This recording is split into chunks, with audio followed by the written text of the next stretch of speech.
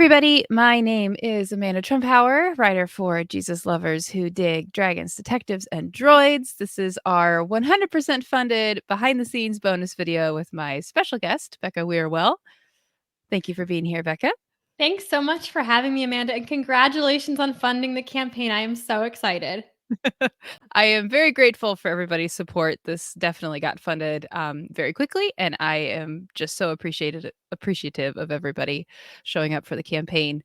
I'm really excited to share Power Pup 3 with people. It is the first time that Calvin and team travel to a new destination, so that's been a lot of fun. Becca is a writer friend of mine and writes Christian middle grade. She's an editor. She's won awards for devotional work. She is just super cool and writes some really awesome contemporary Christian fiction for kids. Would you like to tell everybody what your contributions to the Power Pup series has been so far? I copy edit the books, and then also I wrote the devotion for book 1. So Becca is our editor. You've done all the Power Pup books and a lot of the collar cases. Is that right? Yeah, I think I proofread a couple of the collar cases books, and then I've done copy editing for, I believe, all 3 of the Power Pup books. I love working with you as an editor because you've got the standard editorial skills of grammar and punctuation, but you're very insightful. There are times where like my characters are in the wrong place spatially, or I'm handling the passage of time incorrectly, or even just things not flowing well, or hey, you use this word on the previous page. I love getting to edit Power Pup books because every time I have one of those manuscripts, I know that I'll be like laughing at my screen, and it's not often that you get to like look at your screen and laugh as an editor. And so the books are so much fun. They're such a delight to edit, and I love being able to look beyond just the sentence level too, because I do offer developmental editing. So that's another level of editing that I don't do for Power Pup, but I do for other books. And that's where you look at the big picture, at the plot, at character development, at theme, things like that. So with Power Pup, I'm looking at the sentence level, but it's still helpful to be able to look beyond that. And when I'm reading the whole story, I can take a step back and say, well, I did notice this word appear a few times very close together. Or I've noticed that in this scene, this is a really important scene for this character, really pivotal. Maybe we can get a little bit deeper into their point of view, something like that. So it's nice to be able to offer both of those things. And I find that so helpful with my books too. I know, and my editor is able to kind of look in both directions, offer sentence level feedback, and also offer a little bit of a glimpse of the bigger picture. That can be really helpful. One of the most critical pieces of constructive criticism that I think I've ever gotten from you was actually in this book. For people who have read Power Pup 1 and 2, there are 3 kind of main players. There's Power Pup, and there's Alex Digger, who becomes kind of like his assistant or sidekick. And then there's his best friend's Mittens. And Alex knows Power Pup's secret identity, but Mittens does not. And in book 3, that the big moment comes where Mittens learns the secret finally. And we've kind of been building up to that through 3 books. And when I wrote the rough draft of that scene, I was really tired. And I was just trying to beat a quota. I didn't really give it the extra time and attention a really important scene like that requires. And so when I turned it into Becca for editing, she pointed out that perhaps a little bit of TLC would be nice for the scene. And she was totally right. It's hard when you have a scene that you've been building up to for so long. I mean, this was a scene for Mittens that her character has been building up toward this moment for 3 books now. Readers are waiting for that payoff, but it is so hard because it's like, well, how much can you give? How much emotional payoff? And how can we get really deep into her thoughts, into her voice? And so I love that scene that we get to be in Mittens' head for that scene, to see what she experiences. And that I love the way you revised that scene, and it's one of my favorites in the book for sure. I just approved the chapter from my audiobook narrator Trista of when she was recording that scene, so I got to hear that through Trista's professional narration for the first time yesterday. And I laughed so hard. So that's your contributions as an editor, but then back in Power Pup 1, you were also my guest author who wrote the family devotion. And the theme of that book and that devotion was kind of centered around the fact that God made us each unique and he gave us gifts. And I know that that message is very personal to you in your life and the books that you write. Could you tell us a little bit about why that message is important to you? So I was born with a limb difference. I was born missing half of my right arm. So I'll show that here. And so I was just born looking different. And it's not something that has super affected my life physically. I learned how to do everything with one hand. But there are times I've walked into a room and others have stared. And it was always something that I knew I needed to explain to, especially kids, because they're wondering what happened and why I'm different. And if I can still do things like tie my shoes and put on a coat. So I taught kindergarten for 4 years. And one thing that I got very used to doing was immediately when I'd meet a new student, I would explain that I was born with one arm. And I would tell them, God has created all of us differently. We're all created unique. He's given us all different color hair and eyes and skin and also gifts. We all have different things we can do.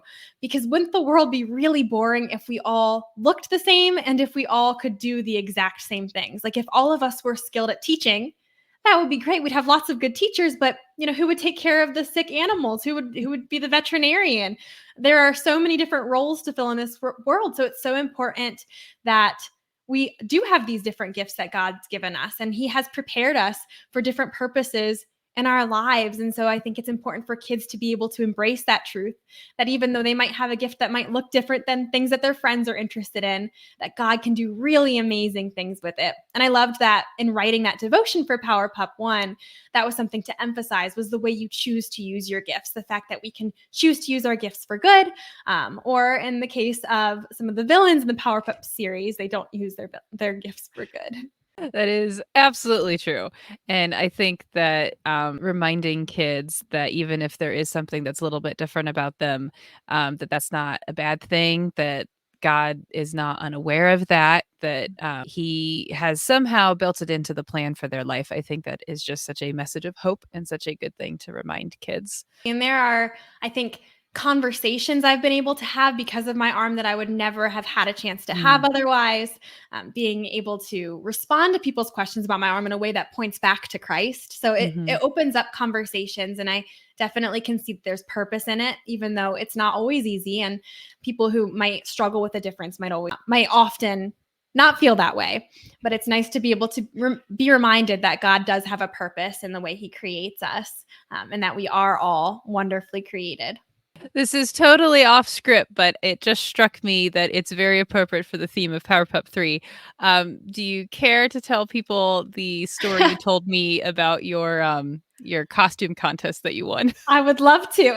So in college, we went to a Halloween party, and my roommates and I were thinking, well, what costume could we wear? And we had happened to go to a thrift store that week, and I found a wetsuit at the thrift store. And so I just knew we had to dress up like I was the shark attack victim. Two of my two of my friends were sharks, and then one was a lifeguard. So I had a wetsuit on, and then I wrapped my arm up in a towel.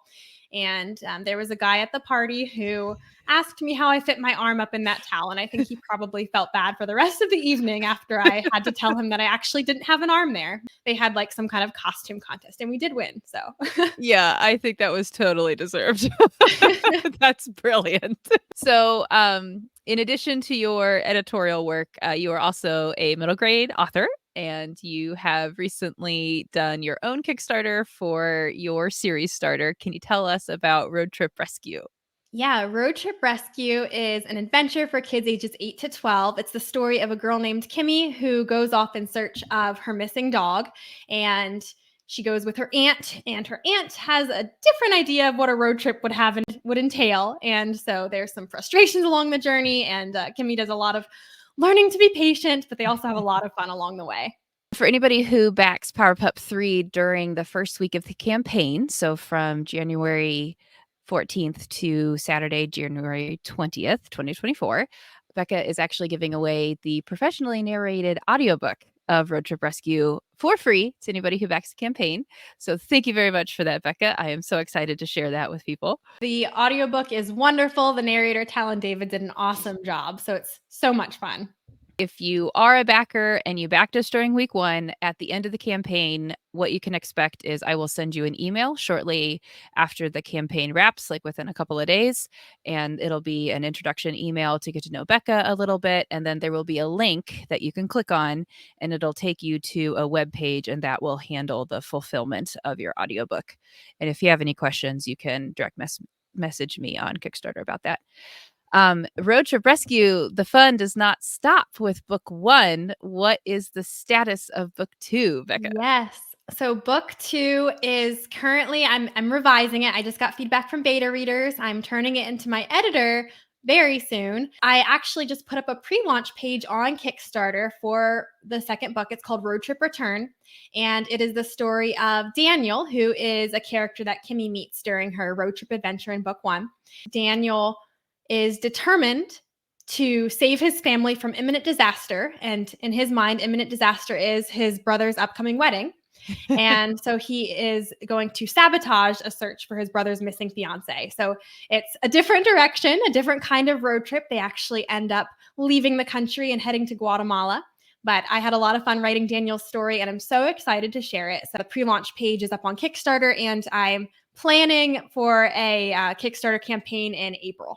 That is awesome. I have had the immense privilege of being one of Becca's critique partners for this manuscript. So I've gotten to see pieces as it's evolved. And I think that Daniel is a very funny character, and the situations that he gets put into and the growth that he has to have in order to overcome some of the obstacles Becca throws his way is very entertaining. So highly recommend. I will put a link to Becca's pre-launch page for the new Kickstarter. I'll put a link in the post update so that you can head over there and check it out. So that is it for our 100% fully funded bonus video. Thank you so much for supporting Power Pup 3. I highly encourage you to go check out Becca's campaign, and I will keep you updated on where we are at as fulfillment gets closer. Bye.